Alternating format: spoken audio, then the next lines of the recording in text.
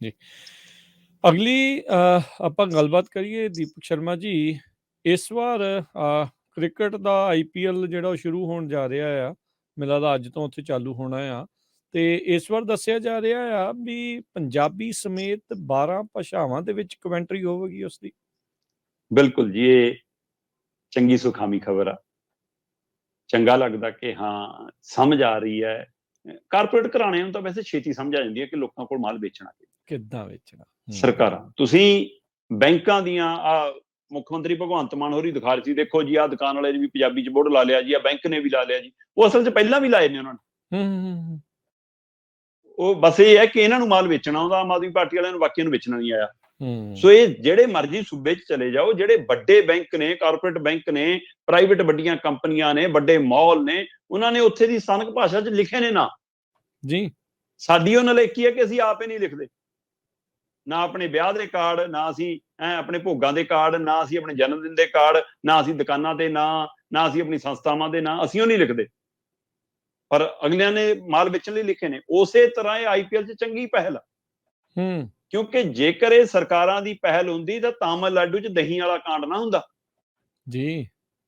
ਸਰਕਾਰਾਂ ਦੀ ਨੀਅਤ ਕਿੱਥੇ ਤੱਕ ਆ ਕਿ ਤਾਮਿਲਨਾਡੂ ਦੇ ਵਿੱਚ ਦਹੀਂ ਹਿੰਦੀ 'ਚ ਲਿਖ ਰਹੇ ਨੇ, ਅਗਲਿਆਂ ਨੇ ਭਗਾ ਕੇ ਮਾਰੇ ਡੱਬੇ, ਕਹਿੰਦੇ ਅਸੀਂ ਨਹੀਂ ਲਿਖਣ ਦਿੰਦੇ। ਉੱਥੇ ਲੋਕ ਤਾਂ ਲੋਕ, ਸਰਕਾਰ ਵੀ ਨਾਲ ਖੜ ਗਈ ਉੱਥੇ ਦੀ, ਇੱਥੇ ਨਹੀਂ ਲਿਖਿਆ ਜਾਊਗਾ ਇਹ ਕੁਛ। ਇੱਕ ਪਾਸੇ ਗੁਜਰਾਤ ਦੇ ਵਿੱਚ ਅਦਾਲਤੀ ਫੈਸਲਾ ਗੁਜਰਾਤੀ 'ਚ ਹੁੰਦਾ ਹੈ, ਦੂਏ ਪਾਸੇ ਤਾਮਿਲਨਾਡੂ ਵਾਲੇ ਕਹਿੰਦੇ ਦਹੀਂ ਵੀ ਹਿੰਦੀ 'ਚ ਨਹੀਂ ਲਿਖਣ ਦੇਣਾ ਹੈ, ਸਾਡਾ ਤੁਸੀਂ ਮਤਲਬ ਕਿ ਉਹੀ ਲਿਖੋ ਜੋ ਅਸੀਂ ਕੀ ਕਹਿੰਦੇ ਉਹਨੂੰ, ਤਾਇਰ। ਹਾਂਜੀ, ਹੈ ਨਾ, ਉਹੀ ਲਿਖਣਾ ਪਊਗਾ। ਤੇ ਉੱਥੇ ਦੀ ਸਰਕਾਰ ਤੱਕ ਨਾਲ ਖੜ ਗਈ ਕਿ ਹਿੰਦੀ ਜਬਰੀ ਲਾਗੂ ਕਰ ਰਹੇ ਹੋ, ਸਾਨੂੰ ਮਨਜ਼ੂਰ ਨਹੀਂ। ਸੋ ਪਰ ਇੱਧਰ ਸਾਡੇ ਵਾਲੇ ਇਸ ਮਸਲੇ ਤੇ ਬੋਲਦੇ ਨਹੀਂ। ਇੱਥੇ ਸਾਰਾ ਕੁਝ ਸੈਂਟਰ ਦਾ ਅਦਾਰਾ ਹੋਵੇ। ਉਹਨੇ ਸੈਂਟਰ ਦਾ ਅਦਾਰਾ ਸੀ Food Safety and Standards Authority of India, ਉਹਨੂੰ ਆਪਣਾ ਫੈਸਲਾ ਵਾਪਸ ਲੈਣਾ ਪਿਆ ਤਾਮਿਲਨਾਡੂ 'ਚ।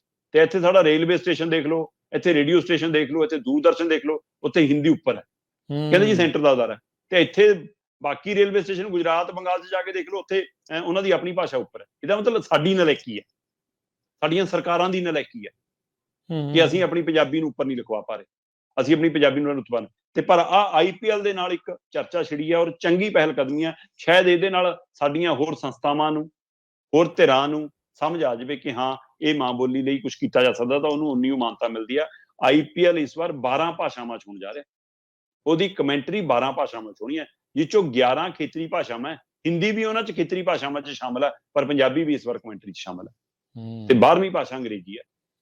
ਬਕਾਇਦਾ ਤੌਰ ਤੇ ਪੰਜਾਬੀ ਦੇ ਵਿੱਚ ਅੱਜ ਤੋਂ ਸ਼ੁਰੂ ਹੋ ਰਿਹਾ IPL, ਹੈ ਨਾ, 16ਵਾਂ ਸੀਜ਼ਨ ਹੈ ਇਹ IPL ਦਾ। ਭਾਰਤੀ ਸਮੇਂ ਅਨੁਸਾਰ ਸਾਡੇ ਅੱਜ ਰਾਤ ਨੂੰ 7:30 ਵਜੇ ਤੋਂ ਮੈਚ ਸ਼ੁਰੂ ਨੇ।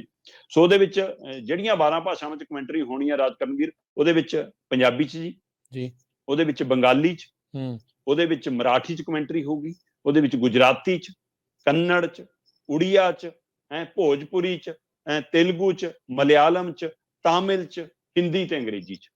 ਸੋ ਪੰਜਾਬੀ ਤੋਂ ਲੈ ਕੇ ਅੰਗਰੇਜ਼ੀ ਤੱਕ ਬਾਕੀ ਹੋਰ ਖੇਤਰੀ ਭਾਸ਼ਾਵਾਂ ਸਣੇ 12 ਭਾਸ਼ਾਵਾਂ 'ਚ ਇਸ ਵਾਰ ਕਮੈਂਟਰੀ ਹੋਣੀ ਆ। ਮਤਲਬ ਅੰਗਰੇਜ਼ੀ ਦੇ ਵਿੱਚ ਤਾਂ ਨਾਮੀ ਬੰਦੇ ਹੈਗੇ ਨੇ, ਉਹੀ ਕਰਨ ਵਾਲੇ ਸੁਨੀਲ ਗਵਾਸਕਰ ਵਰਗੇ, ਹੈ ਨਾ, ਜਾਂ ਬਾਹਰਲੇ। ਇਸੇ ਤਰ੍ਹਾਂ ਹਿੰਦੀ ਦੇ ਵਿੱਚ ਵੀ ਵਰਿੰਦਰ ਸਹਿਵਾਗ ਵਰਗੇ ਵੀ ਹੈਗੇ। ਵੈਸੇ ਪੰਜਾਬੀ ਅਖਵਾਉਣ ਵਾਲਾ ਸਾਡਾ ਮੁੰਡਾ ਹਰਭਜਨ ਮਾਨ ਵੀ ਹਿੰਦੀ 'ਚ ਕਮੈਂਟਰੀ ਕਰੂਗਾ। ਪਰ ਪੰਜਾਬੀ ਲਈ ਜਿਹੜੇ ਚੁਣੇ ਨੇ ਉਹਨਾਂ 'ਚ ਸ਼ਰਨਦੀਪ ਸਿੰਘ ਹੈ ਤੇ ਅਤੁਲ ਬਾਸਨ ਹੈ, ਇਹ ਬੰਦੇ ਜਿਹੜੇ ਪੰਜਾਬੀ 'ਚ ਕਮੈਂਟਰੀ ਕਰਨਗੇ। ਸੋ ਇਸ ਲਈ ਇਸ ਵਾਰ ਜਿਹੜਾ ਇਹਨਾਂ ਦਾ ਉਹ ਹੈਗਾ IPL, ਮਤਲਬ ਕਿ 2 ਥਾਵਾਂ ਤੇ ਆਉਣਾ, ਸਟਾਰ TV ਤੇ ਆਉਣਾ ਤੇ ਜੀਓ ਸਿਨੇਮੇ ਤੇ ਆਉਣਾ। ਤੇ ਜੀਓ ਸਿਨੇਮੇ ਦੇ ਉੱਤੇ ਜਿਹੜੀ ਪੰਜਾਬੀ ਕਮੈਂਟਰੀ ਆ, ਉਹਦੇ ਵਿੱਚ ਸ਼ਰਨਦੀਪ ਸਿੰਘ ਤੇ ਅਤੁਲ ਬਾਸਨ ਕਮੈਂਟਰੀ ਕਰਦੇ ਨਜ਼ਰ ਆਉਣਗੇ। ਇੱਕ ਚੰਗੀ ਖਬਰ ਹੈ, ਸਕੂਨ ਦਿੰਦੀ ਹੈ ਕਿ ਠੀਕ ਹੈ, ਇਹਨਾਂ ਨੂੰ ਸਮਝ ਆਈ ਕਿ ਘੱਟੋ ਘੱਟ ਖੇਤਰੀ ਭਾਸ਼ਾਵਾਂ ਨੂੰ ਅਸੀਂ ਪ੍ਰਫੁੱਲਤ ਕਰਕੇ ਹੋਰ ਲੋਕਾਂ ਨੂੰ ਆਪਣੇ ਨਾਲ ਜੋੜ ਸਕਦੇ ਹਾਂ, ਕਿਉਂਕਿ ਇਹਨਾਂ ਨੇ ਤਾਂ ਦਰਸ਼ਕ ਵਧਾਉਣੇ ਆ। ਇਹਨੂੰ ਪਤਾ ਕਿ ਜਿਹੜੇ ਭਾਸ਼ਾ ਵਾਲੇ ਦਰਸ਼ਕ ਜੁੜ ਸਕਦੇ ਜੋੜਨ। ਇਹ ਗੱਲ ਸਾਡੀਆਂ ਸਰਕਾਰਾਂ, ਸਾਡੀਆਂ ਸੰਸਥਾਵਾਂ, ਸਾਡੇ ਨੁਮਾਇੰਦਿਆਂ ਨੂੰ ਕਿਉਂ ਸਮਝ ਨਹੀਂ ਆ ਰਹੀ, ਮੈਨੂੰ ਇਹ ਪੀੜ ਹੈ। ਜੀ ਇੱਥੇ ਤਾਂ ਸਰਕਾਰੀ ਆਦੇਸ਼ਾਂ, ਅਦਾਲਤੀ ਹੁਕਮਾਂ ਤੋਂ ਬਾਅਦ 'ਚ ਨਹੀਂ ਜਿਹੜਾ ਇਹ ਨਹੀਂ, ਸਰਕਾਰ ਆਪ ਕਹਿੰਦੀ ਹੈ ਕਿ ਪੰਜਾਬੀ ਬੋਰਡਾਂ ਤੇ ਲਿਖੋ, ਪੰਜਾਬੀ 'ਚ ਕੰਮ ਕਰੋ, ਚਿੱਠੀ ਪੱਤਰ ਆਦਾਨ ਕਰੋ। 3 ਕਰੋੜ ਪੰਜਾਬੀਆਂ ਨੂੰ ਜਵਾਬ ਦੇ, ਨੁਮਾਇੰਦਾ ਫਿਰ ਸਾਡਾ ਹਿੰਦੀ 'ਚ ਬੋਲਣ ਲੱਗ ਜਾਂਦਾ। ਸਹੀ ਗੱਲ ਹੈ ਜੀ।